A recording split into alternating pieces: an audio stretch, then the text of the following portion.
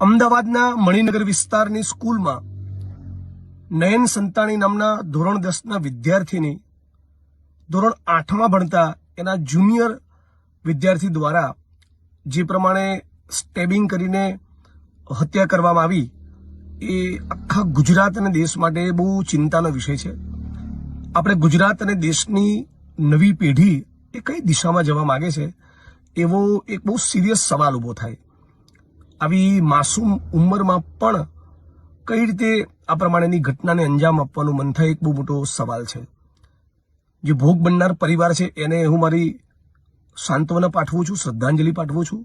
અને આપણા પરિવારના દીકરા કે દીકરી સાથે બન્યું હોય તો આપણે ધ્રુજી જઈએ, હચમચી ઉઠીએ એવી આ ઘટના છે. અને એટલે સ્વાભાવિક રીતે આખું ગુજરાત પીડિત પરિવારની સાથે છે અને આપણે બધા જ માગણી કરીએ અને મને અપેક્ષા છે કે આમાં ચોક્કસ ન્યાય મળશે. પણ સાથે સાથ એ પણ ખાસ કહેવા માંગુ છું ગુજરાતની જનતાને કે આવા મુદ્દામાં કોઈ પણ રાજકીય માણસો અને રાજકીય રંગ, ખાસ કરીને કોમવાદી રંગ આપવાની કોશિશ ન કરે.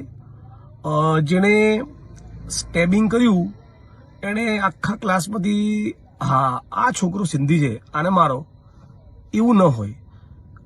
કોઈ વિદ્યાર્થી બીજા વિદ્યાર્થી સાથે લડે તો વિદ્યાર્થીઓની કુમળા મનમાં કોઈ જાતિ અને ધર્મ એવું બધું ખાસ કંઈ હોતું નથી. આપણે બધા જાણીએ છીએ એ બધા રાજકારણીઓના ખેલ હોય છે.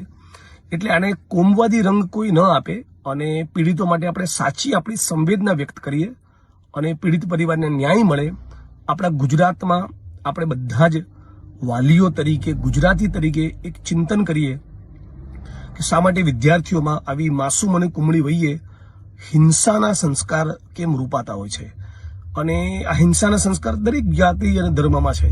હું ઘણી સ્કૂલો બાબતે સાંભળતો હોઉં છું કે દલિત સમાજના વિદ્યાર્થીઓ ફક્ત દલિત સમાજથી બિલોંગ કરે છે એટલા કારણે મધ્યાહન ભોજનથી અલગ લાઈનમાં બેસાડવામાં આવે, રાઈટ, કે દલિત સમાજના વ્યક્તિને ગોળી ચડવામાં દેવામાં આવે કે વાળ ન કાપે. તો એ અસ્પૃશ્યતા પાડનારા કે દલિતો પર હિંસા કરનારા માણસોની કોઈ દિવસ જાતિ નથી કહેતો.